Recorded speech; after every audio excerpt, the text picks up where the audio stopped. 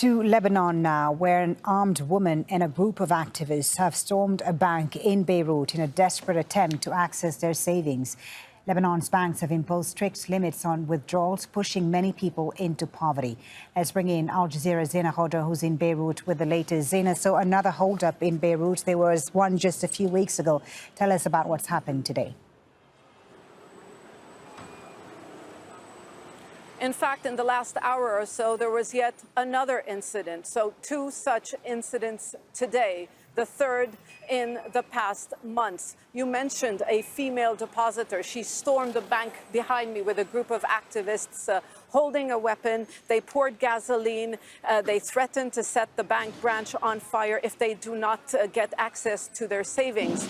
Their money, the Lebanese, their money has been trapped in banks since late 2019 when informal capital controls were imposed. And every time you want to withdraw money, you withdraw it at a rate much lower than the market value. I'll just give you one example. If you want to withdraw $700, they give you $200. So that's a de facto haircut. So people feel, the depositors feel that they have been paying the price for this financial crisis, not the banks, not the state. So now they believe that they want to take their rights by force, especially since this woman's sister is in hospital suffering from cancer. So she said she needed her money in order to foot the hospital bill for her sister. Yeah, and this is their money, right? This is what's so astonishing about this. It's their money in their bank accounts. How have people in Lebanon been affected by this economic crisis on a daily basis? This is really a deep economic crisis. It's now in its third year. Politicians are not doing anything about it, actually. In fact, Parliament was supposed to meet today to discuss the budget, the state budget for this year, but there was no quorum. And the Parliament is also expected to enact a number of reforms, financial reforms, in order to be eligible for an IMF bailout package. This country is in shortage of dollars. The local currency has depreciated, lost more than 90% of its value. So people's money really has become worthless, and that's why they need to access their savings. At the same time, the government is nearly bankrupt. It's unable to provide basic services like electricity, water, and health care. And this is why she really stormed the bank this morning demanding her money. She walked away with $13,000. And in the second incident, the depositor walked away with $30,000. In previous cases, they were not detained for long, but maybe authorities might impose stricter measures simply because the Depositors Association is now warning that there will be more incidents like this to come. Should he go to jail because people need money from him while he has money in the bank? He wants what is rightfully his. Good luck to him. We, the Lebanese people, stand in solidarity with anyone who has rights. There's no violence, no destruction, nothing. The security forces know we're right. This is why they're not doing anything. We can now go across to correspondent Rawad Taha standing by in Beirut. Rawad, what on earth is going on in Lebanon? Thank you so much. Well, to be very frank, this is the result of 3 years of lack of decision-making by the current ruling elite in Lebanon. All economists and even the IMF has warned of such situations, especially that the political elite and the parliament has not issued capital control, which was required to be issued on the eve of the beginning of the crisis on October 17, when the banks first closed after the uprising or after the start of the mass protests in 2019. In particular, over the past 3 years, the political elite has not adopted any real reform plan in terms of restarting the economic structure and restarting the economic circulation. Moreover, in terms of the reality on the ground, over the past 2 days, over the past 40 hours only, we've seen 8 raids on banks by their customers or by their depositors who are really asking for their own money. You know, it's really surreal at times that a customer has to raid the bank, pull up a very important and a very strong fight, sometimes using real gun machinery, real weapons. At times in other cases, and which was more of a movie scene, we've seen a couple of the depositors who have used toy guns in order to complete their raid and ask for their own money from their own bank accounts. Yesterday, we've seen two scenes in two different banks in two different locations. One of them was first a citizen who was asking for the money of her sister's account. Her sister is a cancer patient, and she needs that money, that hard currency in fresh dollars, to travel abroad to seek recovery in a hospital abroad. The other depositor was also someone who is really in need of their own money. And obviously that movie scene that we saw yesterday has triggered a series of different acts in many different regions across Lebanon, in Beirut, in the south, in Mount Lebanon. We've seen that happening all over the place in different locations. So this is kind of, this has been warned off, and it's really the fault of the political ruling elite, which has not really acted over the past 3 years in terms of any actionable reform. Even the package, the preliminary package, which was agreed upon with the IMF, which included a set of reforms in order to unlock over around 30 billion in aid for Lebanon, that reform package was not implemented yet. So this is really the situation right now. Protests turned deadly on Tuesday in Haiti's capital, Port-au-Prince, as crowds took to the streets outraged over rising crime, soaring inflation, and a government hike in the price of fuel. Several people were reported dead by Haitian journalists after clashes with police. People threw stones and burning barricades were set up on the city's streets. The outbreak of violence came after Prime Minister Ariel Henry announced that a severe scarcity of all types of fuel would force the government to raise prices. That would be yet another blow to millions of Haitians struggling to eke out a living day by day. Henry has called for calm and international help in fighting gang violence. Violence pas la donne. We have to solve the violence. Violence is not going to get us anywhere. I appeal to all people to stay calm. By tout monde. The appeal had little effect. Haitians are living in a country largely without a functioning government where violent criminal gangs control much of the territory. Those gangs have made daily life extremely difficult with robbery, extortion, and brazen daylight kidnappings for ransom. The groups have grown more powerful since the assassination of President Jovenel Moïse more than a year ago. On Sunday, journalists Tesson Latier and Franzen Charles were killed while covering a battle between rival gangs in the notorious slum called Cité Soleil. The Haitian Journalists Association called the killings further proof of the inability of the state to protect lives and property. Coping with inflation in Argentina is not easy for people like Estela Maris Acosta and Walmira Naramburu. The couple receives 2 minimum monthly pensions of around $170 each, but it's not enough. Each day, they go searching for food in the trash. I thought I was going to age with dignity. I've been working since I was 15 years old. The only dream I had was to have our own home. And now look at us. Argentina's inflation rate is soaring, and it's having a huge impact among the country's most vulnerable. Economists estimate that the inflation rate in Argentina this year is going to be at least 95%, a figure that is literally pushing many people to the streets to try to make a living and to try to survive. These people here are not only trying to find food, but also bronze and copper or anything that they can sell so they can make some extra cash. Aramburu says if they're lucky, they can earn around $80 extra per month selling recyclable materials. But that means being on the street every day.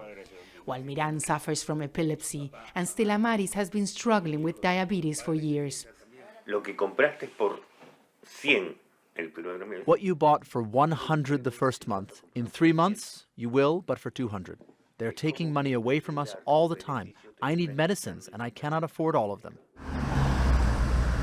There's over 7 million retirees in Argentina, and almost 86% receive the minimum pension.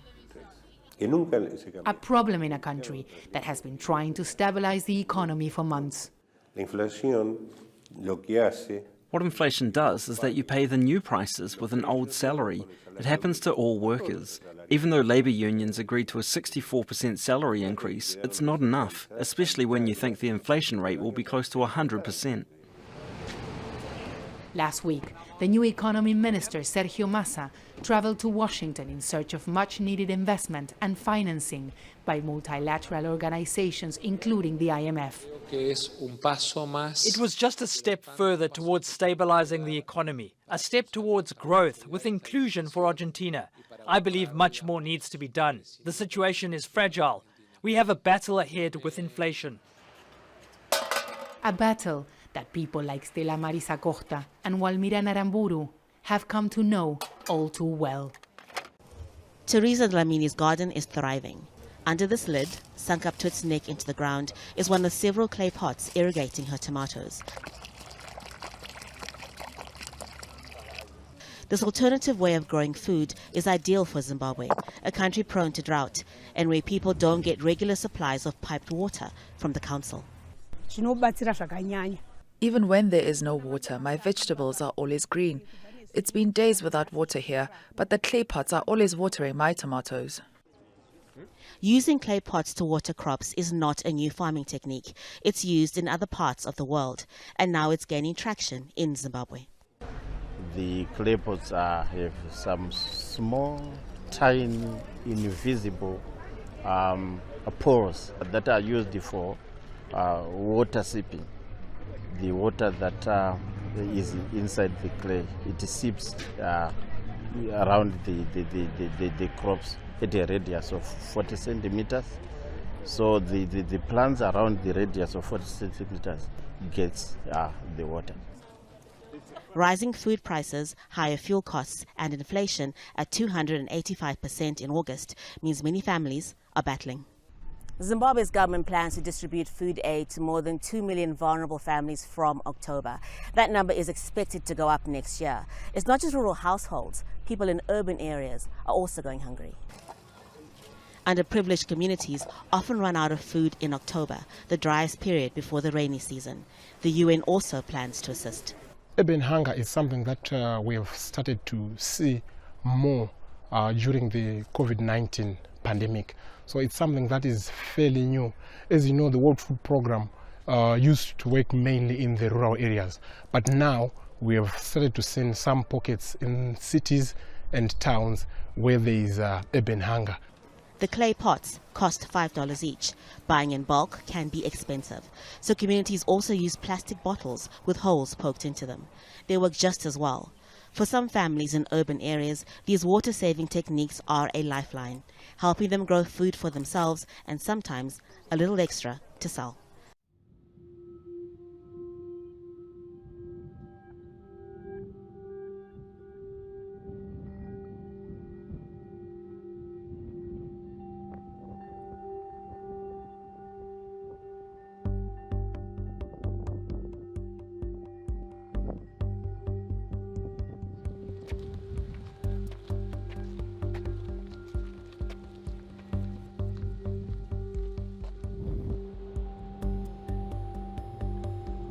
ここに来て、中国の圧力っていうのがどんどん来てるんで、やはり今台湾が防波堤になってくれてるんですけど、台湾が本当に中国化されるとこの辺りが一番危ないんじゃないかなっていう。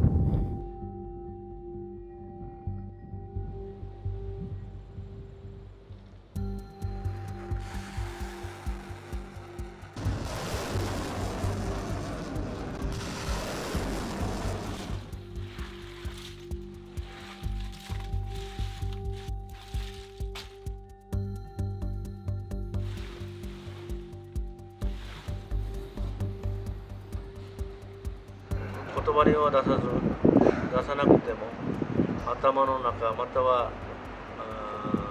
今感じた恐怖、それはもう大きな打撃となって残ってますので、みんなピリピリしてますよ。これが続かないことを願ってます。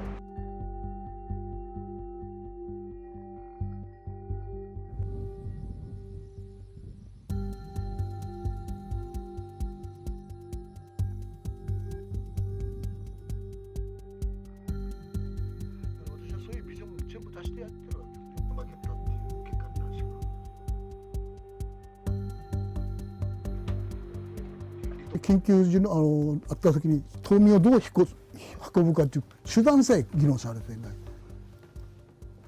これが現状。その代わり島分断させなく自衛隊基地を作らせてきている。じゃあ何が先なのかということも見えない。これが果たして国がやるべきなのかと私は思ったりしますけどね。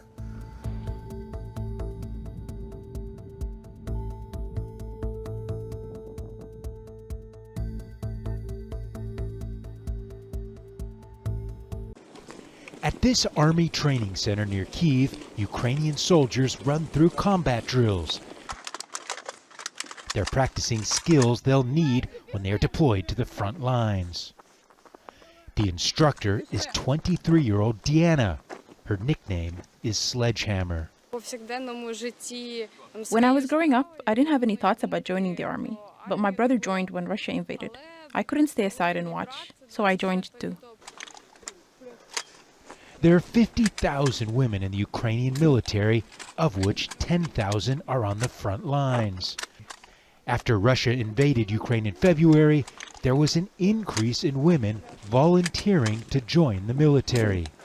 Like Natalia Sonenchko, a 38-year-old hospital worker who on the first day of the war signed up for the military when she was told 90% of soldiers die in combat from bleeding.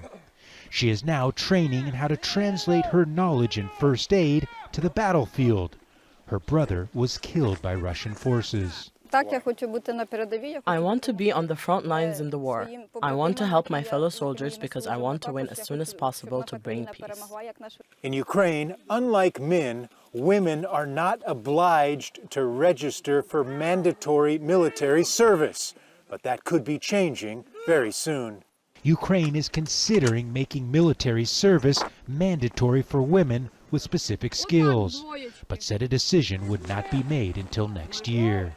For now, there are enough female volunteers willing to join. Many, like 25-year-old Katya, view it more than just a job. I am a patriot of my country. I could not sit on my hands and do nothing. In a country fighting a war and training new soldiers, no matter what their gender. Gabriel. US President Joe Biden has warned Russia against using chemical or nuclear weapons in Ukraine. He said so in a response to a question in a pre-recorded CBS interview before leaving for Queen Elizabeth's funeral in London. Vladimir Putin is becoming embarrassed and pushed into a corner.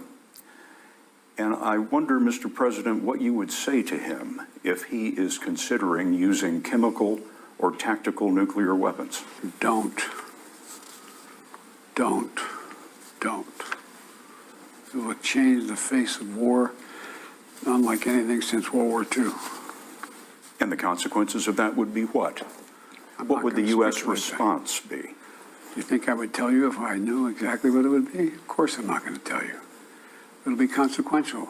They'll become more of a pariah in the world than they ever have been, and depending on the extent of what they do will determine what response would occur. Shihab Britanzi has more from Washington. Everything we've heard from the U.S. administration and intelligence officials has been consistent over the last several months, that the U.S. has seen absolutely no evidence that Russia is preparing for a tactical nuclear attack in Ukraine. It has seen no preparations. It doesn't even feel that it's plausible that Vladimir Putin would make such a move in the current circumstances. In fact, there was some reporting in the New York Times that the administration officials felt that far from being cornered, there are plenty of conventional weapons and tactics, far more brutal, that Putin hasn't used yet. So there isn't that feeling that he's in a cornered state. There is a debate about what would potentially make Russia use its nuclear arsenal. William Burns in April, the CIA director, said it was if Russia felt it was under some sort of existential threat. He gave the example of NATO militarily getting involved on the ground en masse in Ukraine. That's something that the US is trying to avoid giving the perception of to Russia, that this is now just simply an all-out proxy war between the US and NATO and Russia. And that's one of the reasons why Joe Biden is refusing to give Zelensky the long-range missiles he keeps asking for, which could potentially be used against Russia. That, according to a lot of reporting and sources, is what Joe Biden feels could be potentially a red line where Russia would suddenly feel, wait, this is now an existential threat. China's president is making his first foreign trip since the pandemic began more than 2 years ago. Xi Jinping's first stop was Kazakhstan. That's where he launched his signature Belt and Road Initiative in 2013 to help build major infrastructure projects, especially in developing economies. Xi and Kazakhstan's president signed a statement pledging mutual support for their country's sovereignty, security and territorial integrity. Xi then flew to Uzbekistan for a meeting of the Shanghai Cooperation Organization. Moscow and Beijing formed the Eurasian regional bloc in 2001, partly to counter US influence. Xi met with President Vladimir Putin for the first time since Russia invaded Ukraine. Both nations are looking for support in the face of sanctions and isolation from the West. Rasul Sardar has more from the Uzbek city of Samarkand. The leaders of the East are gathering in the ancient city of Samarkand in Uzbekistan at Shanghai Cooperation Organization. Several bilateral meetings are taking place here, but perhaps the most important one is the meeting between the Russian President Vladimir Putin and Chinese leader Xi Jinping. The Ukrainian crisis and energy are on the top of the agenda. Russia wants a solid support from China regarding its war in Ukraine. China says that the war in Ukraine was provoked by NATO. However, it refrains from explicitly saying that the war in Ukraine is well justified and legitimate one. This is something that Russia definitely wants to hear. And in return, China is asking more support from Russia regarding Taiwan. Secondly, Russia wants to sell more oil and gas to China. It's crucially important for Russia regarding the fact that it is under the heavy sanctions imposed by the Western countries, and it wants to find out more resources for revenues to protect its economy from a collapse. Despite China being the #1 client for the Russian energy, it also wants to have more alternatives. So the Chinese leader Xi Jinping was in Kazakhstan right ahead of the Shanghai Cooperation Organization summit in Uzbekistan to seek for increasing the gas import from Kazakhstan. And the experts say that the reason for that, one of the reasons for that, is that China doesn't want its relations with Russia to come at the cost of its relations with the West. Rasul Sardar for Inside Story. Now, as Rasul mentioned, China has avoided openly supporting Russia's invasion of Ukraine. But in the past week, Beijing's third highest ranking leader made his strongest statements yet. The lower house of Russia's parliament released this video of Li Jianshu's meeting in Moscow. On Russia's core interests and major issues of concern, China expresses its understanding and full support for Russia. On the Ukraine issue, for example, the US and NATO are expanding directly on Russia's doorstep, threatening Russia's national security and the lives of Russian citizens. Given the circumstances, Russia has taken necessary measures. China understands, and we are coordinating on various aspects. I believe Russia was cornered. In this case, to protect the country's core interests, Russia gave a resolute response. Let's take a look at Russia and China's relationship. In February, they declared a no-limits partnership, and China has criticized sanctions imposed over the war in Ukraine while expanding trade. It was also Russia's second largest arms buyer. But in March, US officials reported that Moscow had requested Beijing's military assistance in the conflict. Now, the European Union punished Russia by removing it from the international money transfer system SWIFT. China is reported to have offered assistance with its own system. And in June, President Xi hosted the BRICS summit for the developing economies of Brazil, Russia, India, China and South Africa. And then in 2015, they launched the new development bank that's poured almost $32 billion into projects. Another European country caught off guard by extreme weather. Authorities in central Italy are scrambling to evacuate residents after torrential rain and deadly flash floods hit the region of Marche late on Thursday. Helicopter images show the extent of the damage as locals start clean-up operations. Around 400 millimetres of rain fell in just a few hours, in a downpour far heavier than had been forecast. In total, the equivalent of 6 months of rain. The mayor of one of the towns badly hit described it as apocalyptic. Homes were left without electricity or phone connections in some areas, and several schools have been closed. More than 150 rescue operations have been carried out, with people taking refuge on rooftops and in trees airlifted to safety or evacuated in rafts. The floods come with just over a week to go until the country heads to the polls for a general election. Some parties have suspended campaigning in the region. Death toll is now 10 dead, unfortunately, and 4 still missing, including among those 4, 2 children. Now, it was torrential rain overnight. 400 milliliters of rain in the space of 2 to 3 hours. Basically, what they saw was 6 months of rain falling in one afternoon. And so it really was unexpected, took everyone by surprise. We saw dramatic footage of vehicles being swept away by the fast-moving water. Hundreds of firefighters called in to help those who were struggling to survive, moving around in rafts, helping people who had taken refuge on their rooftops and some on treetops, climbing trees just to get away from this extremely fast-moving water. It seemed to have affected a lot of the towns around the regional capital of Ancona. The mayor of Castellone di Suasa describing the situation as apocalyptic. He's saying that he had not seen anything like this in so many years. He said whole trees were being dragged away like they were twigs in the water. So really catching everyone by surprise. And unfortunately, we're still seeing 4 people missing and 10 so far have been confirmed dead as a result of these floods. Seema, 6 months of rain in a single afternoon is shocking, but sadly, phenomena like this seem to be more common because of climate change. What has reaction been? Well, what we're hearing from meteorological experts is that this essentially was a weather system that crossed from Sardinia, one of the Italian islands, onto the mainland, and its strength increased as it passed over the seas, the Mediterranean Sea, because the seas are still very warm. It's been an unprecedentedly hot summer, and so the seas are still very hot, and so therefore you're seeing these types of dramatic weather events. It was completely unexpected. There was a normal alert issued for rain and winds, but nothing to this level. And we've even heard recently from Coldiretti. Now they're the Farmers Association. They've said in the last decade they've seen a 5-fold increase in the number of extreme weather events. That naturally has an impact on agricultural output, because of course it impacts the growth and agricultural industry here, which has seen loss numbering to billions of euros. But of course it also impacts everyday lives of people who are caught up in these very dramatic weather events.